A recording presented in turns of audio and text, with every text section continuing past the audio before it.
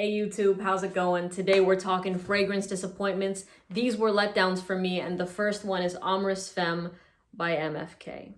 I received a countless amount of DMs. People were tagging me in posts on Instagram and on TikTok because apparently a viral video went around saying that this was a Helen of Troy type of fragrance, that it'll set you apart from the crowd, that it's beautiful, that it's regal, that there's nothing else like it. Come to find out, I test it, I wear it, and it smells like a middle-aged woman at a garden party. And I'm not saying, by the way, that this is a bad scent, because I find it rather decent. But because I heard all that fluff and all this hype, I was really expecting this fragrance to knock it out of the park. Like, I was expecting this scent to make me melt. You know what I'm saying? But it did not do that. In fact, it does remind me of Springtime in a Park by Replica, and I do enjoy that fragrance. I find it to be nice and refreshing, and it smells good on girls, and I think this does the same thing, but it doesn't live up to the words I was hearing about it, pretty much. So that's where we're starting. Omrisfem by MFK. The next one that I was let down with is from Histoire de Parfums, and it's 1969. When I was talking to, I think this was from Twisted Lily. I'm not gonna lie, I was just like, okay, there's chocolate and peach, and then 1969, and I'm like, that's a very interesting year. Let's see what this is about.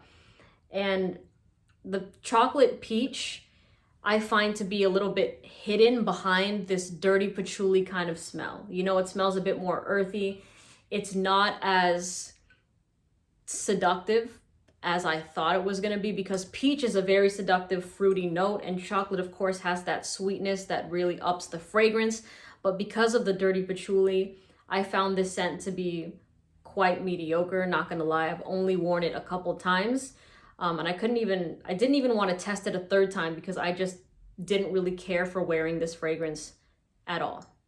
And I did look at YouTube reviews on it, and people were saying that it was fantastic, all this and that and whatever, but yeah, you can tell I hardly use this. But I will say I did receive a compliment on it when I was walking by somebody, so in the air it smells better than up close, but overall it's just a pass in general for me. Histoire de Parfums, 1969. The third one I'm going to mention, where did it go? Here it is. Mercedes-Benz Woman in Red. With the name Woman in Red, I was expecting a really sexy, bold fragrance, something that has a bit of a dominant quality to it. And in my mind, I was envisioning a sexy girl in a red dress with red lipstick with the slit all the way up to her thigh. But when I sprayed this, it's like a fruity, powdery kind of scent. And it didn't give me that umph, you know, it didn't give me femme fatale. It didn't give me it girl vibes. It just smelled like a powdery, forgettable, fruity type of fragrance. And I was let down, man. I was just like Woman in Red, come on, that sounds sexy. It sounds scandalous. And then the fragrance, like, I think I would respect the fragrance a little bit more, even if I didn't like it, if it was just more bold. Like, if it went in a more polarizing direction, then I'd be like, okay, you know what? I understand it. But I think that it's a bit too safe for the name, you know? But I don't hate this fragrance, but I don't love it at the same time. Again, I think I only tested this 1 or 2 times, and then I was just like, yeah, I hardly recommend it. So Woman in Red by Mercedes-Benz. But I do love their Club Black. Like, I do wear that consistently. So from that brand, I definitely would recommend this one for sure. Now, the last one I'm going to mention is another MFK, and I know like a lot of people love this. This is a lot of people's baby, but it's Oud Satin Mood. This fragrance, let me first of all say that the performance, the longevity, the scent trail, everything about it being a beast lives up to that expectation. Like, this is a scent that if you're sensitive to fragrances, you definitely have to spray it a day in advance, like on your clothes, before you throw it on yourself, because you're gonna get overwhelmed. I only did maybe 1 or 2, no, you know what? 3 sprays of this in a tiny vial in my room, and I smelt it in my room the next 2 days. It was very prominent. And I wasn't just spraying it in the air, like I sprayed it on my clothes and the smell did not go away. However, to me, it does kind of remind me of blueberries. Not gonna lie, it smells like blueberries and I like blueberries, but I think because this was another one of those fragrances that people are like, you need to get your nose on this one. This takes it to the next level. But when I was smelling it in the air, besides the blueberries, there was a tiny hint just in the background, like a tiny hint in the background of a little mature kind of vibe. A little bit of a mature, older kind of vibe. You know what I'm saying? And I'm not talking on my skin, just like when I was smelling it in the air.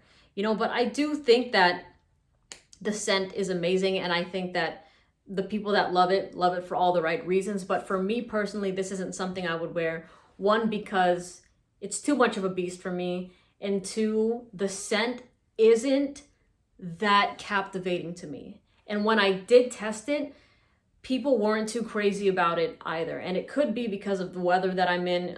It skews more warm here. This is definitely a colder weather kind of fragrance. Like if you're in a trench coat, if it's cloudy outside, if it's raining and it's like 20 degrees, whatever, I think that this will really shine. But because it's always pretty much warm here, this was just not the fragrance for this kind of environment. So that's the only reason I would say this is a letdown. But in terms of everything else, like performance, like I mentioned, it's a superstar in that regard. But anyways, those are a few. Oh, you know what? Let me mention one more. That's really well loved, is Honey Oud. I have still not been able to get into this fragrance. I've tried to convince myself to love it, but I just can't.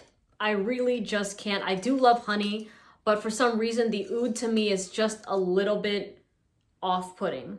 Like, and oud in general to me is pretty, like, I still have quite an aversion to it, so it's not something I tend to grab for. But yeah, this is a fragrance that I've worn a few times, and I have really tried to convince myself to like it and see the beauty that everybody else sees. But when I'm wearing it and when it's in my scent bubble, I just don't really care much for it. You know, I think that this is a scent that definitely smells amazing on other people. Like if I smelled this in passing, I'd be like, yeah, okay, like that person smells good. But with me wearing it, it was kind of a bit like, oh man, I want to just wear something else.